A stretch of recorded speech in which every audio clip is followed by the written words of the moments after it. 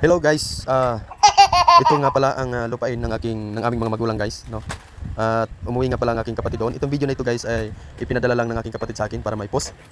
Siya nga pala guys, umuwi ang aking kapatid hindi dahil nagbakasyon, dahil meron daw nararamdaman ang aming tatay, no? So medyo kulang tayo sa impormasyon kasi ang kapatid ko lang umuwi doon. So ito yung bahay nila guys sa probinsya, no? Ayan. So dumating na siya. So ayan yung aming tatay. Hindi daw siya makalakad dahil ewan ko kung anong naramdaman niya. Meron ba siyang rayuma or anong karamdaman niya. So isa lang muna ang umuwi sa amin guys, upang alamin kung anong kalagayan ng aming tatay. At ayan, nakauwi na siya. So sa layo naman nga ng aming probinsya guys, no, mahirap naman kung kami ang uuwi lahat. Ay pagka umuwi kasi doon guys, ay mauubos talaga sa isang tao ang 10,000. So kung kami magsabay-sabay umuwi para sa aming magulang, para alamin lang kung anong kalagayan, so magagastusan kami at hindi pa namin alam kung kailangan bang gastusan or ano man. So mas minabuti namin na isa lang muna ang umuwi para malaman kung gaano kalagayan o anong kalagayan niya, no? At ayan, dahil may mga kaibigan siya doon sa dating lupa ng aming mga magulang guys. So pumasyal na rin siya sa dating lupain ng aming mga magulang. So ayan, may ilog doon at ito yung dating lupain nila.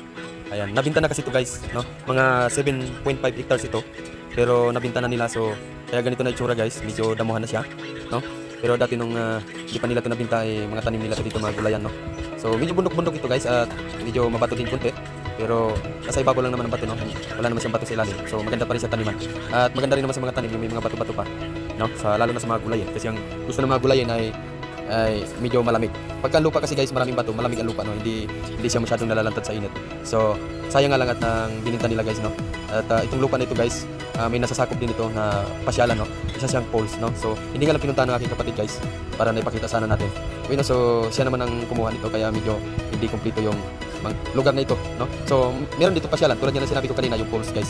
At nakakarating dito yung mga Amerikano at mga galing sa iba't ibang lugar, iba't ibang probinsya, dahil napakaganda nga rin naman guys. Kaso ipininta na ito ng aking tatay guys, no? At ngayon nandun na naman sila sa kabilang lupa nila sa ano lang naman yun, medyo maliit na lupa, no? Mga 3.5 lang hectares. So ito mas malapad at maganda sana, no? Dahil meron siyang pasyalan. So merong opportunity sana dito, kaya lang siyempre pag video ka po sa pera, wala lang din magamit na pampaganda, pampaayos para lalo siya maka-attract sa mga turista guys. Kaya ang ginawa ng aming tatay, pininta na lang nila. Ayan. Pero kung meron lang sanang pera guys na pandevelop, no, sayang ito dahil pwede pa sana itong extra income guys at posible pang merong magandang opportunity dito. Kasi hindi kaya ng tatay ko na namin na ipadevelop para magkaroon pa ng lalong maka-attract sa mga turista, no? Napakaganda ng pools guys, kaya lang hindi lang kasi pinunta ng aming kapatid, no? So tayo ay nangihingi lang ng video niya, nakuha doon. Medyo pangit niya lang siya tingnan guys kasi nga nabinta na to at mayaman naman yung nakabili guys.